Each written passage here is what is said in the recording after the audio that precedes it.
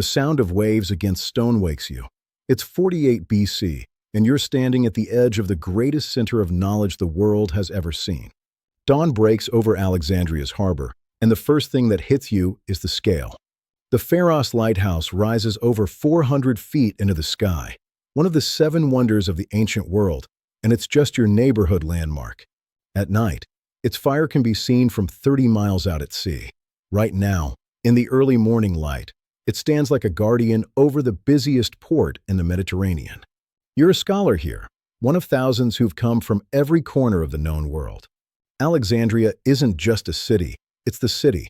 Founded by Alexander the Great himself 250 years ago, it's become something he probably never imagined, the intellectual capital of civilization. The harbor is already coming alive. Greek merchant ships unload wine and olive oil. Egyptian grain vessels prepare to feed Rome's millions. Phoenician traders haggle over purple dye. Indian merchants display spices that have traveled thousands of miles. This is where East meets West, where Africa meets Europe, where every culture on Earth seems to have a representative. But here's what makes Alexandria truly different. It's not just about trade. Those ships are bringing something more valuable than gold: knowledge. Scrolls, books, ideas. Every ship that docks here is required by law to surrender any books on board. The Royal Library makes copies, returns the originals, and keeps the copies. It's aggressive. It's brilliant. And it's why the Great Library now holds over 400,000 scrolls. That library, sitting less than a mile from where you stand, contains everything humanity knows. And nobody here has any idea that in a matter of months, a significant portion of it will burn. By mid-morning, you've made your way to the place that makes Alexandria legendary, the Great Library. Walking into this building is like stepping into the mind of civilization itself. Massive columned halls stretch in every direction. The smell of papyrus and ink fills the air. Everywhere you look, there are scrolls stacked on shelves, organized by subject, cataloged with a precision that won't be matched for over 1,000 years. This isn't just a library. It's humanity's memory. Everything worth knowing is here. Homer's epics in their original Greek. Egyptian medical texts describing surgeries that seem impossibly advanced. Babylonian astronomical calculations. Persian poetry. Indian mathematics. Jewish scriptures recently translated into Greek by 70 scholars working in isolation. They all produced identical translations, or so the story goes. The catalog alone is a masterwork. A scholar named Callimachus spent decades creating a 120-volume index called the Pinox, basically the world's first library catalog. You can find any text on any subject. Want to know how the Egyptians mummified their dead? There's a scroll for that. Curious about Pythagorean mathematics? Multiple copies available. Interested in whether the Earth is round? Eratosthenes calculated its circumference right here, just a few decades ago. You pass through different sections. The mathematics wing, where geometry is being revolutionized. The astronomy room, where scholars are mapping the stars with precision that won't be surpassed until the Renaissance. The medicine section, where Egyptian and Greek medical knowledge combines into something neither culture could achieve alone.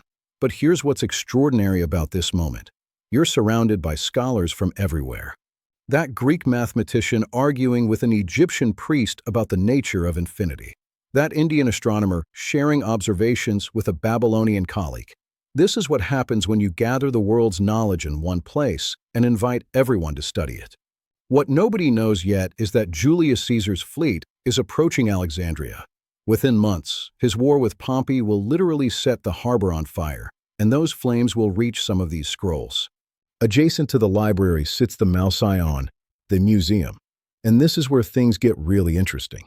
This isn't a museum like you're imagining. It's more like the world's first research university, funded entirely by the Ptolemaic royal family. Scholars live here. They eat here. They're paid salaries to do nothing but think, research, and teach.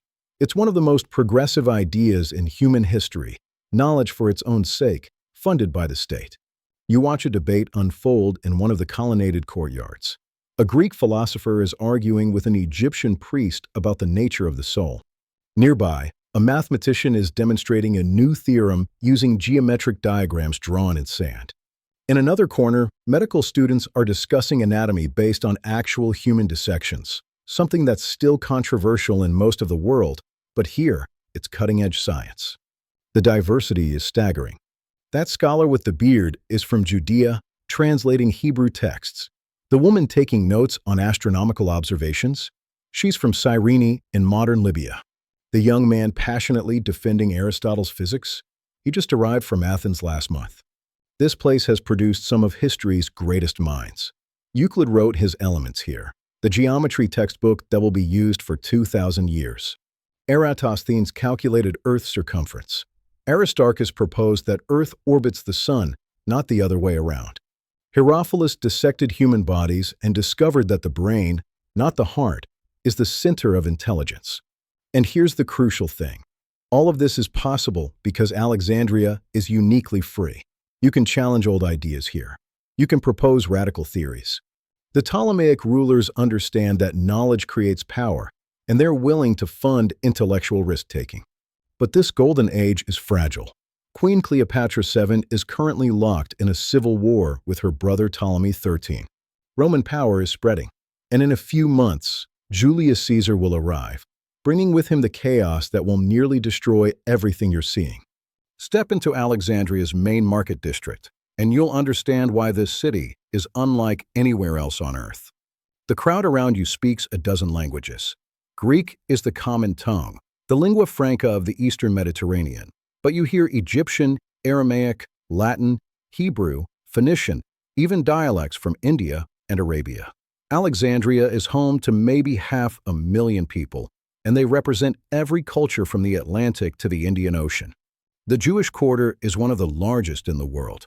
2 of the city's 5 districts are predominantly Jewish, and their community has thrived here for generations. They've translated their scriptures into Greek, the famous Septuagint, making their religious texts accessible to the wider world. Their synagogues are architectural marvels. They've produced philosophers like Philo, who's currently trying to reconcile Greek philosophy with Jewish theology. The Egyptian population maintains their ancient traditions while adopting Greek customs. You see priests in traditional Egyptian dress heading to temples where pharaonic gods are worshipped alongside Greek deities. The fusion is everywhere. Serapis, a god who combines aspects of Egyptian Osiris with Greek Zeus, has a massive temple here. The Greek population runs the administration and dominates the intellectual life. They've brought their love of philosophy, mathematics, and theater. The city has multiple theaters, gymnasia where young men train and debate, and schools teaching rhetoric and logic. But here's what's fascinating. Despite this diversity, Alexandria mostly works. Yes, there are tensions. Ethnic riots have broken out before. Different communities sometimes clash. But compared to most ancient cities, Alexandria is remarkably integrated. Intermarriage happens. Business partnerships cross ethnic lines. Ideas flow freely between cultures. The marketplace reflects this. You can buy Indian pepper, Arabian incense, Egyptian linen, Greek wine, Roman glassware, and African ivory, all in the same street. The merchant selling papyrus scrolls is Egyptian, but he speaks perfect Greek and counts using Hindu-Arabic numerals that have somehow made their way here from India. This is globalization 2,000 years before the term exists, and it's breathtaking. As afternoon settles over the city, you catch a glimpse of the royal quarter and the political drama that's about to change everything. The Ptolemaic palace complex is staggering in its luxury. Marble columns rise toward the sky. Gardens cascade with exotic plants. The royal family lives in a level of opulence that makes even Roman senators jealous. But right now, in 48 BC, this palace is the center of a deadly power struggle. Queen Cleopatra VII, yes, that Cleopatra, is currently in exile. She's only 21 years old, and she's been forced out of Alexandria by her younger brother, Ptolemy XIII, who's maybe 13. They were supposed to rule together, but in Ptolemaic Egypt, co-ruling usually means one ruler tries to murder the other. It's a family tradition at this point. What makes this moment historically crucial is what's happening beyond Alexandria's walls. Right now, Julius Caesar is chasing Pompey the Great across the Mediterranean. These 2 Roman generals have been locked in a civil war that's tearing the Roman Republic apart. Pompey is heading to Egypt, hoping the young Ptolemy will give him refuge and support. Here's what the Alexandrians don't know yet. Pompey will arrive in a few months. Ptolemy's advisors will murder him as he steps off his ship, thinking this will please Caesar. Instead, Caesar will be horrified. Pompey was his son-in-law, after all, and will occupy Alexandria to stabilize the situation. And that's when things get interesting. Caesar will meet Cleopatra. Legend says she has herself rolled up in a carpet and smuggled into his presence. Whether that's true or not, they'll become lovers. Caesar will support her claim to the throne, and Ptolemy's forces will fight back. The fighting will spread to the harbor. Ships will catch fire, and those flames, those chaotic, uncontrolled flames, will reach the waterfront warehouses where thousands of library scrolls are stored, waiting to be cataloged. Nobody standing in this palace today knows that the greatest library in history is about to burn. But history is rushing toward Alexandria like a tidal wave. As the sun sets over the Mediterranean, Alexandria settles into its evening rhythm, a rhythm that will soon be shattered forever. The streets are alive with end-of-day activity. Street vendors sell the last of their bread and fish. Oil lamps flicker to life in windows. The smell of cooking fills the air, a mix of Greek olive oil, Egyptian spices, and whatever international cuisine the city's diverse population is preparing. You walk past a small school where a teacher is finishing the day's lesson. The students are learning geometry, Euclidean geometry, taught in the city where Euclid himself walked these same streets. Education is valued here in a way that's rare in the ancient world. Literacy rates in Alexandria are probably the highest anywhere on Earth. Children play in the streets, their games a mix of Egyptian and Greek traditions. A group of boys kicks a leather ball while girls play a game involving tossing knucklebones, basically ancient dice. Their parents call them inside as darkness approaches. These are normal families living normal lives in an extraordinary city. In the Jewish quarter, you hear evening prayers beginning. In the Egyptian district, priests are conducting sunset rituals at neighborhood shrines. In the Greek sector, philosophers are still arguing over wine in one of the many symposium houses. Each community maintains its identity while somehow coexisting in this crowded, complicated, brilliant city. You pass a papyrus shop closing for the night. The owner is securing his scrolls, some blank for writing, others containing literature, scientific treatises, religious texts. Paper is Alexandria's gift to the world. The papyrus plant grows in the Nile Delta, and Alexandrian craftsmen have perfected the art of turning it into writing material. These scrolls will carry ideas across the ancient world. Nobody here knows that within a year, smoke will rise from the harbor, that Roman soldiers and Egyptian forces will battle in these streets, that fire will consume parts of the waterfront, that some unknowable number of scrolls will be lost forever, exact copies of works that exist nowhere else, knowledge that will simply vanish from human history. Tonight, Alexandria is still the light of the world, but that light is still flickering. Night falls completely over Alexandria, and the city transforms into something almost magical. The Pharos Lighthouse blazes against the darkness, its fire visible for miles out to sea, guiding ships to safety. The harbor is quiet now, the day's chaos replaced by the gentle sound of water against stone.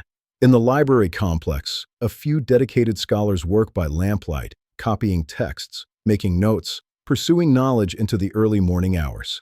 You stand on a rooftop, looking out over this impossible city. 500,000 souls sleeping under the Egyptian stars. The greatest collection of knowledge ever assembled sitting in those buildings near the waterfront. The fusion of cultures that shouldn't work, but somehow does.